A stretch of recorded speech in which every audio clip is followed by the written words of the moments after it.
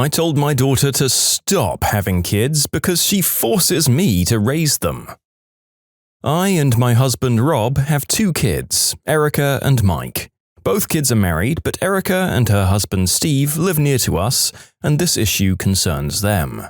They work full-time and have 2 kids, 5 and 4. 5 years ago, my daughter asked my husband and I if we'd be willing to become their full-time childcare so she could continue to work and afford their comfortable life. We agreed, but we didn't discuss much more than watching the baby and their expectations. I was a teacher and I retired 2 years before I could take my pension, so my husband continued to work and we made a few sacrifices like vacations and adding to our savings, but we were able to make it work so that I could take my full pension at 55 and my husband retired a year later. Our arrangement worked, and we enjoyed having the kids, except by year 3, which was the start of the pandemic, we started to feel like they were taking advantage of our help. In 2020, during the lockdown, they were both working from home. They expected us to keep the kids all day, and we wanted to split time since their preschool and daycare was closed. We settled on 2 weekdays with them and 3 with us, and my son-in-law complained about it pretty much every day. Things got better when the kids were able to go to school. Fast forward to year 4, 2021, and we had a bit of a blow-up over kindergarten. My daughter didn't want her 5-year-old to start school in the unknown, but I insisted that he needed to go because I needed the break. I also asked for the 4-year-old girl to spend more time at the preschool and daycare program. My son-in-law complained about the cost, but I pushed anyway. They relented, and then this past spring, my son-in-law pushed for us to take the kids for a week so they could go on a vacation. We said they had to take the kids, and he said they couldn't afford it. Nobody went on vacation. Maybe that's too much background, but I feel like the context is important for what I said. My daughter and I were having a conversation the other day, and she casually mentioned that she had an OB-GYN appointment and tests. I asked if everything was okay, and she said Steve and her were trying for baby number 3. I asked her what her childcare plan was, and she looked at me like I was crazy, and said it was me and Rob. I said it would have been nice if she had told me this before trying for another baby, and she said it's none of my business. I said it is if I'm providing 5 more years of babysitting. I then told her that we were not a viable childcare option for a new baby, and begged her to reconsider. The 4-year-old is going off to kindergarten, and we feel like we're finally getting our days back to some extent, and we refuse to start all over again with a new infant. Erica said we're making her choose between her dream of 3 kids and financial stability. I argued that she has 2 beautiful children and they're financially stable, and they shouldn't ruin that with another baby. I might be the jerk because Erica feels like we should have told her sooner.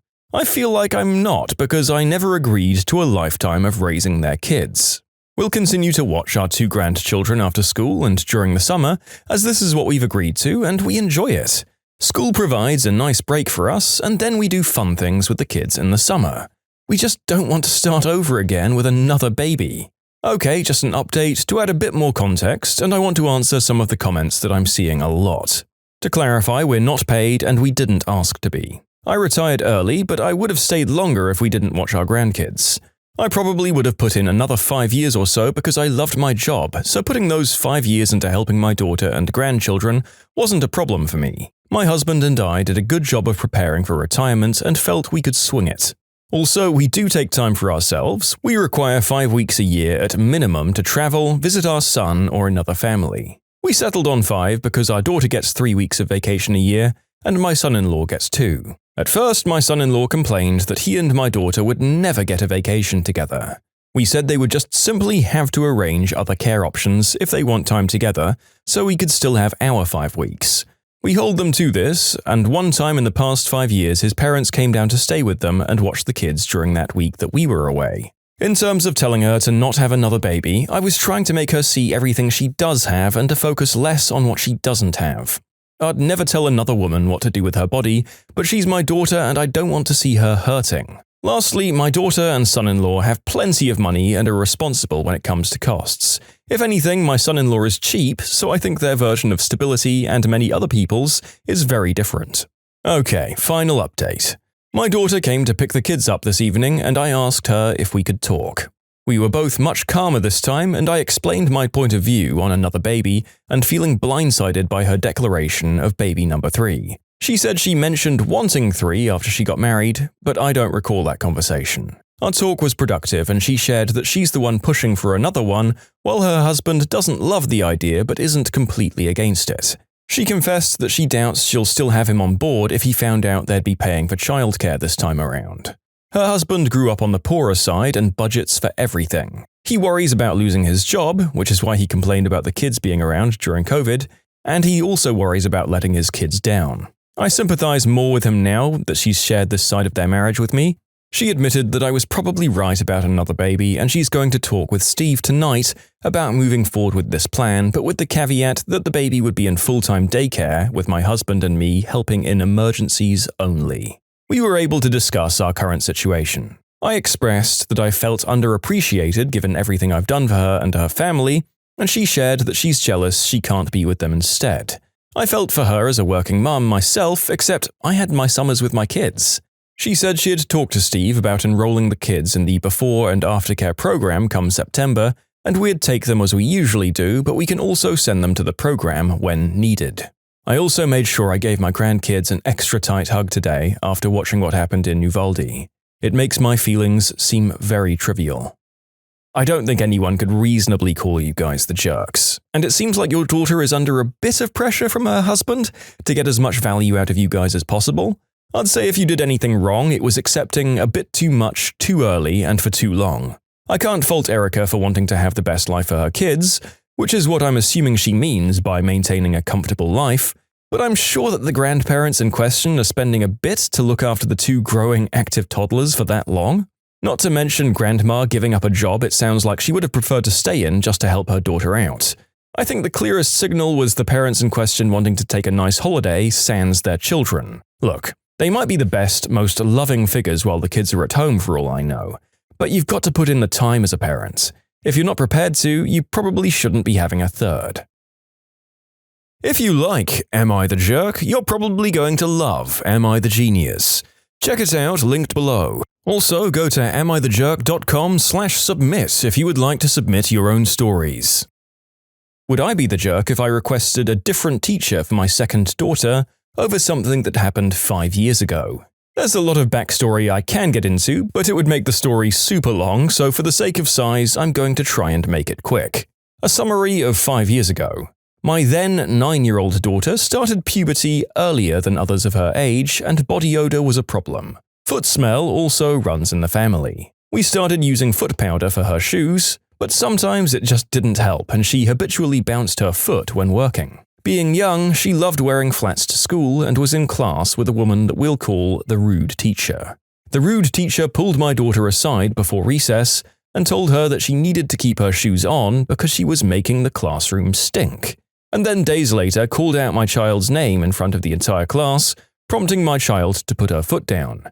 The teacher thanked her and went on teaching. When I pointed out how embarrassing that was for a 9-year-old who doesn't have control of her body smells right now, the teacher was very blasé about the situation and how she had handled it. And it gave our daughter body issues that she's still dealing with. She's going into 9th grade now. I've never forgiven the rude teacher or gotten over it. And now to the present day. In May, requests for the upcoming school year were sent out. I requested my second daughter, daughter 2, not be put in the rude teacher's class. I didn't go into detail as to why, I just requested that she not be in that particular teacher's class. Teachers were posted today and lo and behold, daughter 2 is in the rude teacher's class. Daughter 2 has ADHD, gets emotional very easily, and from what I've heard from a friend who subbed for the rude teacher last year, it was a crap show. I have my reservations on how well this teacher would be able to handle daughter 2, or if there would be a similar situation of embarrassment for her.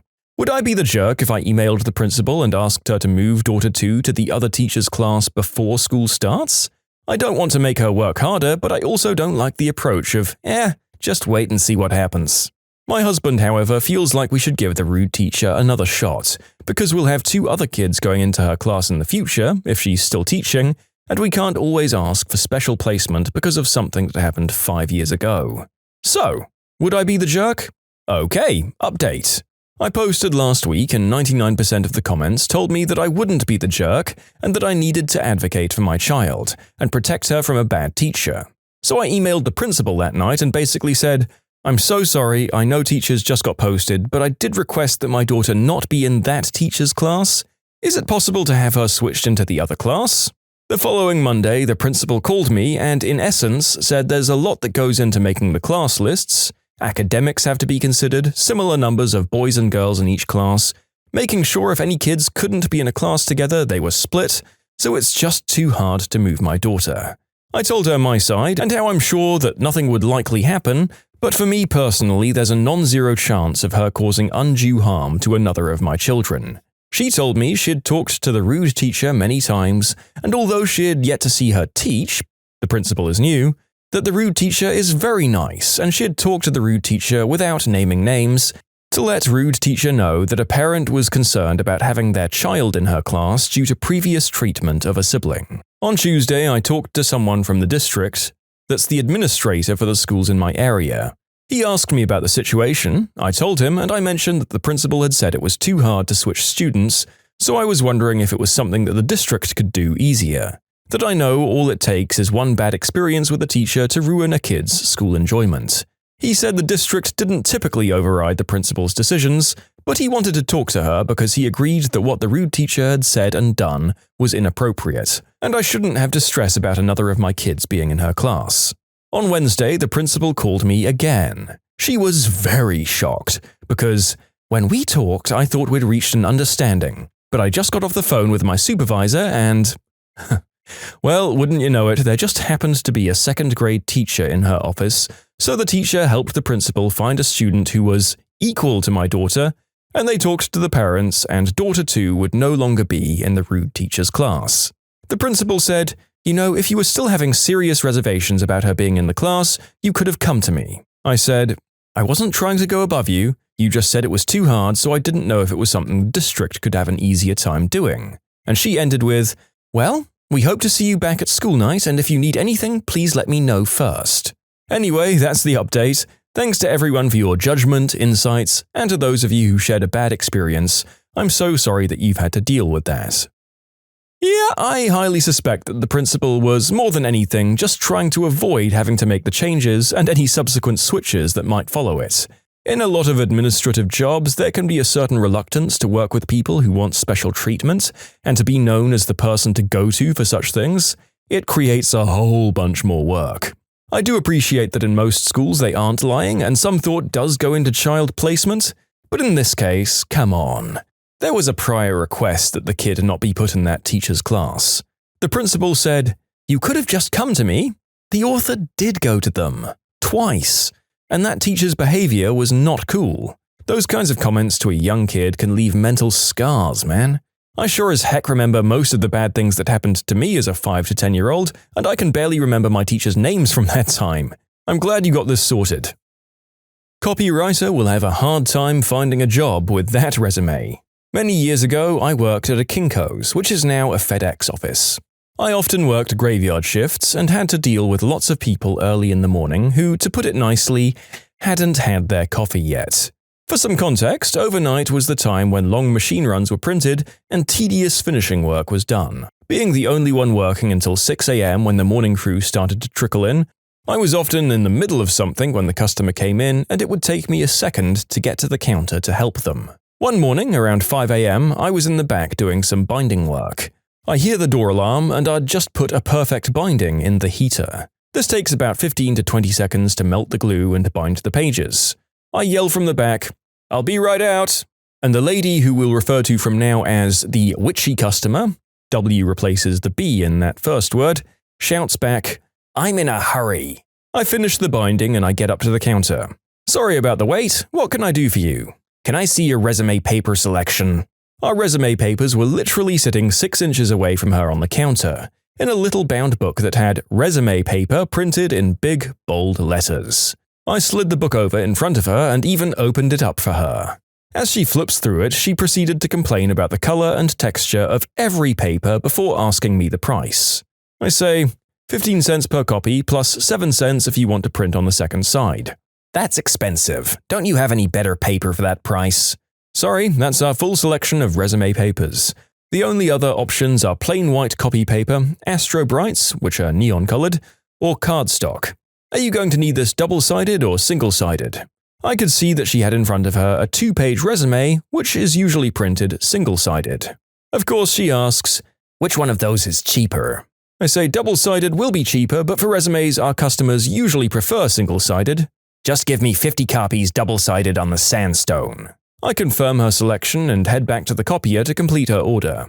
I print out a proof, and as a matter of quality assurance, I give it a once-over to confirm we're not getting any fuser marks, random spots, streaks, or other things. And then I notice that her job title on her most recent job was something like copywriter. I assume she meant copywriter and confirmed as much by reading a bit of the description. I call back, Mom, I noticed your previous job title is, and she interrupts me, I'd appreciate it if you didn't snoop on my personal information. I'm sorry, I just noticed a typo. Please just print my order. So I think, okay, lady. I printed the entire stack of 50 resumes and was squaring them up when I noticed lorem ipsum dolor sit amit in the last paragraph on the page. At this point, I just had to tell her, right? As I'm walking over to the counter to show her the missed filler text, she yells, will you please not crimp the pages? I need to hand those out. So I make it to the counter, gently placing her copies in a bag, and I rang her out. She did come back later to complain, but my manager assured her that we don't make it a practice to proofread customers' documents, as that's their responsibility. In short, witchy customer won't listen when I try to tell her her resume has lots of typos. So I make her copies exactly as she asked. She probably had a hard time finding a job as a copywriter when she couldn't even spell her own title or proofread her own resume. Yeah, look, you can behave like a surly jerk and we'll hate you for it, that's fine, and we'll just go our separate ways. But if you're going to come back into the print shop and complain that the resume that you wrote has typos on it, then you're officially just a crazy person. They even told the author to not look at what they'd written. I hope the manager laughed this lady out of the shop. Look, I understand that it seems like she was in between jobs and this might have been a bit of a financial blow for her in a stressful time, but if you walk around being this hostile to everyone about everything, then nobody's going to help you get out of your financial rut, and in this case they'll even cheer for your failure. You transformed the clerk from someone willing to help to the opposite of a well-wisher in a matter of seconds. Messy guest trashed their room. I sent evidence of their messy lies home with them. Hey, today I did something out of nothing but pettiness, but I feel I've done the right thing in the long run. Don't get me wrong, this was done purely for my own satisfaction, but reflecting, I feel I'd want to know this sort of thing if I was in the guest's girlfriend's shoes. You'll understand what I mean in a second. I recently started a new job as a housekeeper at a popular chain hotel. And while I'm largely enjoying it, the throw-up rooms from stag do's really do irritate me. They always somehow manage to heave their guts out on the only carpeted area of the room, and it puts me behind schedule having to scrub at the carpet. This one room today really took it to the next level. Rubbish scattered about, food jammed down the sides of the beds, as well as upchuck patches all over the room. It took a while to get through all of the mess, but towards the end of the clearing, I found a birthday card addressed to the guest on the floor. The card was open and read, "Happy birthday, guest's name. I love you so much. Have a great birthday weekend away. I'm going to miss you so much. Love, Beth." I picked up the card to bin it, and when I closed it, I saw the front read, "To my amazing boyfriend on his birthday." My eyebrows immediately raised. I just picked up multiple contraceptive wrappers, seen the used Johnnies in the bin, as well as finding a pair of used women's undies and a torn dress in the bedsheets. I was originally going to throw the dress and undies away as they were both clearly torn beyond repair, and the guest had most likely intended for me to do that. But darn, I was mad about the throw-up and crusty food. This poor girl had been cheated on by a man who trashed the hotel room, but luckily for her, he made me mad. I took the torn dress and undies down to reception and logged them into our lost and found with the room number attached. Our system always sends a copy of lost item emails to the emergency contact as well, just in case the guest misses the email. The cheater and his emergency contact will soon receive a friendly email with a photograph of the forgotten items and a description of what they are and where they were found in the room. Who was his emergency contact, I hear you ask? His girlfriend, Beth. If you're going to cheat on your significant other, don't annoy the housekeeper. Haha, you wonderful snooping jerk vigilante. Well, it sounds like your jerkery might have at least helped Beth dodge a bullet in the long run, as upsetting as the news would have been to her at first. I'm guessing her man wasn't lining up to give the hotel a 5-star review afterwards, but what are you going to do? I have to admit that I didn't think that being a hotel cleaner would involve cleaning up so much spew as our author seems to detail. You learn more every day in my job. I hope that the man in question enjoyed his raucous night of throwing up, substance and alcohol-hazed bedroom activities, but I'm not sure it was worth it. When you subscribe, make sure to hit the bell to turn on notifications. Put the playlist on in the background to finish listening to all the stories. Or if you want to check out some great music, check out easymode.com. If you like Am I the Jerk, give Am I the Genius a shot. Everything linked in the description.